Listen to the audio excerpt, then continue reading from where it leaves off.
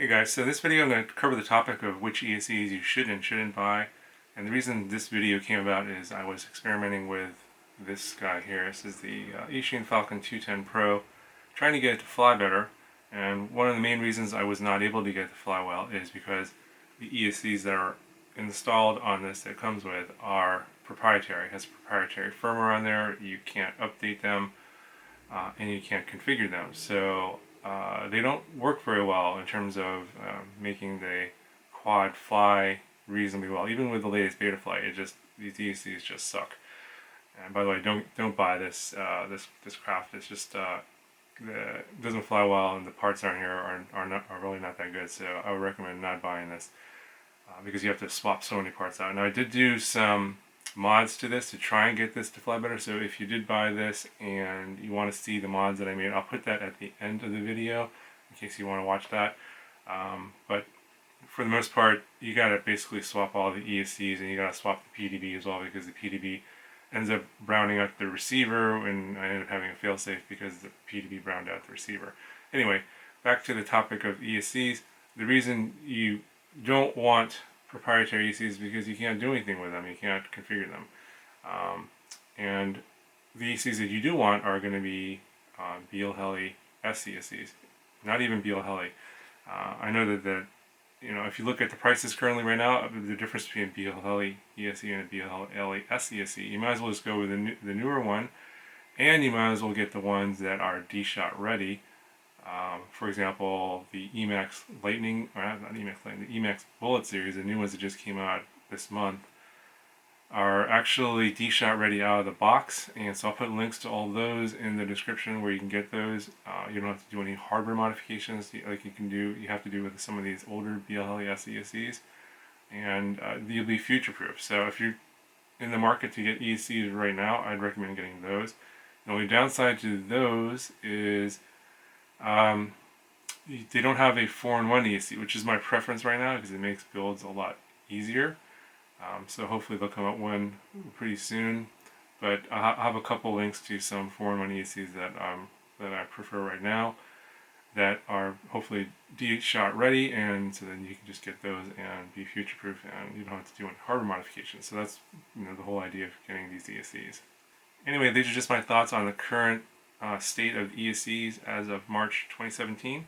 Obviously things are changing rapidly, and I'll update this video in the future if things should be different than what's stated in this video.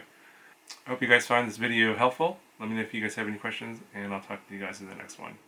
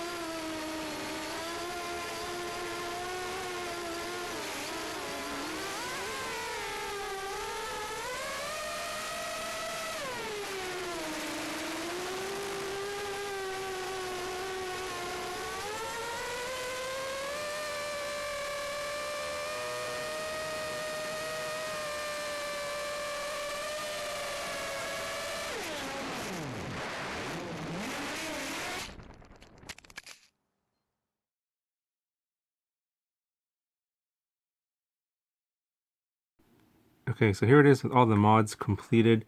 I put the receiver right there. On the other side is the video transmitter, and I just have the antenna just coming out the bottom here. Should be okay. It probably won't get in the way of the props. And you can see there's no wires here on this side. There's no receiver underneath like there was before. And this is what it looks like now with all the wires cleaned up and gone. Just using power and the ESC signal wires that go to the PDB. I zip tied all the ESCs to the arms so that they shouldn't be flopping around anymore. And still using the same props. And then I'm throwing on a Mobius Mini on the top here. Put a little bit of foam under there between that and that little mounting plate so that it doesn't have any vibration. Hopefully there won't be any jello.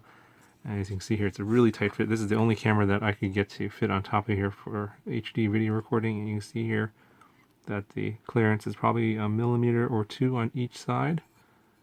But it seems like it'll be fine. So I'll be able to get some HD video footage for the next flight. But yeah, those are all the mods, and I think it'll fly a lot better now. Especially with the latest beta flight, I think it's going to be usually a lot of the tuning is going to be pretty good out of the box. Not really doing too much effort. So we'll see how it flies.